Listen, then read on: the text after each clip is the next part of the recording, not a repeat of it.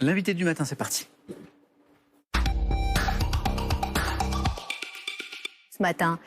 Ce week-end, Jean-Luc Mélenchon disait encore « Est-ce qu'on va se laisser enfermer dans des débats puants avec Zemmour ?» sont ses mots. Et avec qui il va débattre jeudi? Avec Éric Zemmour. Est-ce qu'il n'y a pas une part de schizophrénie? Non, c'est l'inverse. C'est parce qu'il ne veut pas que nous nous enfermions dans des débats pourris qu'il est temps d'apporter une réponse à ce qui est pourri. De quoi parlons-nous? Du fait que, en raison, désormais, du fait que M. Zemmour a changé de statut. Il veut être candidat à l'élection présidentielle. Attendez, il n'a pas changé de statut, c'est-à-dire que c'est une manière quand même de lui faire de la pub, de l'adouber.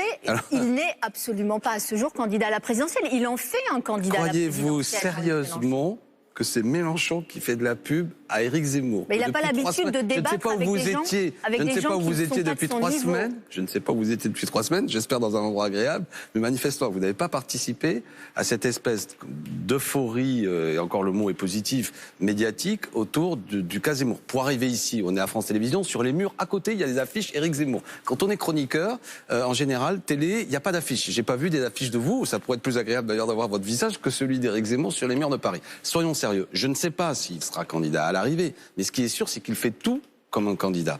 Il y a un livre que vous avez lu sans doute. Donc clairement, l'introduction et la conclusion disent qu'il faut désormais franchir le pas de seulement commentateur à devenir acteur politique. C'est ça que nous dit Éric Zemmour. Et vous savez bien, parce que vous lisez la presse comme moi, que toute une équipe autour de lui prépare cette candidature. Donc il est autre chose. Et le problème, c'est qu'il a une influence aujourd'hui sur le débat politique, vis-à-vis de la droite, vis-à-vis même de l'extrême droite, où il apporte dans le débat des idées qui sont fondamentalement anti-républicaines, qui considèrent que, comment dirais-je, ça revient au débat, et c'est ça le débat que va avoir Jean-Luc Mélenchon avec lui. Comment faisons-nous nation? Sommes-nous une nation ethnique, autour de valeurs civilisationnelles et religieuses? C'est le projet d'Éric Zemmour, vieux projet, ou sommes-nous une nation civique, politique, basée sur l'égalité entre les citoyens? Monsieur Zemmour pense que nos concitoyens de confession musulmane sont fondamentalement incompatibles avec la République. Tout son livre est une obsession, quel que soit le sujet, on y revient toujours à ça.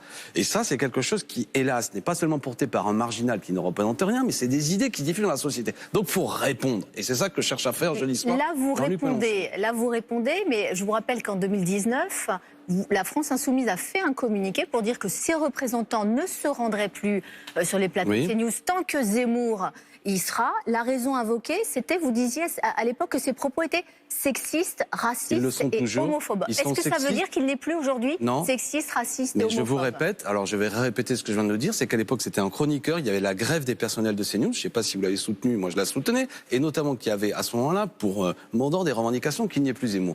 Les salariés ont perdu cette bataille, et moi je ne vais pas être plus radical, si je puis dire, que les propres salariés de la maison. Donc je ne suis pas allé, moi et tous mes amis, faire débat tous les soirs avec M. Zemmour. Mais son statut, si je puis dire, il a changé. C'est ça que je vous invite à bien comprendre. Et de toute manière, tout le monde a discuté avec Éric Zemmour. Je veux dire, toutes les formations politiques. Les ministres macronistes ont discuté avec Zemmour. J'ai vu M. Jadot avoir des propos très durs sur ce débat. Lui, encore dernièrement, il discutait avec M. Zemmour sans que ça lui pose problème. Bon, sortons d'une forme d'hypocrisie. Il y a un phénomène qui est là. Au-delà du personnage, des idées qui ne cessent d'être commentées, des livres qui ont un certain succès, il faut répondre. Qui répond sur le fond? À l'heure actuelle, on avait le sentiment avec Jean-Luc Mélenchon que personne ne le faisait. Jean-Luc a dit « je relève le gant ». Après, on verra tous les deux le résultat de cette confrontation qui aura lieu jeudi. Je dis bien confrontation. Est-ce que véritablement Jean-Luc Mélenchon arrive à véritablement démonter, si je puis dire, le côté nauséabond Zemmour et à porter un projet conforme à l'histoire républicaine de notre pays? Ce sera ça l'intérêt pour réarmer, j'ai envie de dire, les gens qui ont envie de réponses. Moi, c'est ce que beaucoup de gens m'ont dit dernièrement. Vous avez vu ce que dit Zemmour, des femmes tout de même. Je vous connais, franchement, quand un homme comme Éric Zemmour explique que les femmes sont comment dirais-je, naturellement moins intelligente que les hommes, il y a de quoi s'interroger. Quand un homme comme Éric Zemmour dit que l'arrestation de ministre Strauss-Kahn est en fait la castration de tous les hommes blancs, enfin on est dans un délire qui mérite quand même d'être démonté. Ça nous amène à un autre sujet. J'imagine que vous êtes dû être satisfait de voir la victoire, la qualification en tout cas de Sandrine Rousseau pour la primaire des Verts pour le second tour. C'est vrai que politiquement vous vous sentez peut-être plus proche d'elle que d'un Yannick Jadot, mais elle laisse entendre qu'elle ira jusqu'au bout, si elle gagnait cette primaire, jusqu'à la présidentielle. Elle aurait du mal à dire l'inverse. Elle ferme quand même toute porte pour un accord avec vous dans les mois qui viennent, si c'était le cas. D'abord, ce qui est intéressant, c'est le débat d'idées. Bon, les écologistes...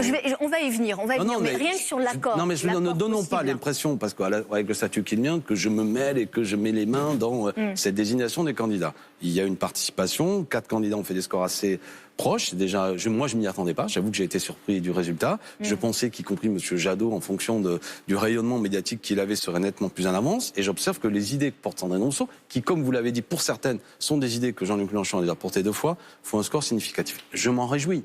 Je me réjouis du fait que dans la société, quelles que soient les organisations dans lesquelles elles sont, l'idée d'une planification écologique, l'idée de solutions beaucoup plus radicales pour faire face à la crise écologique progressent, et tant mieux. Et d'ailleurs, même M. Yannick Jadot avait repris l'idée d'une planification écologique, répétant mot pour mot ce que dit Jean-Luc Mélenchon. Après, nous verrons qui sortira vainqueur de tout ça.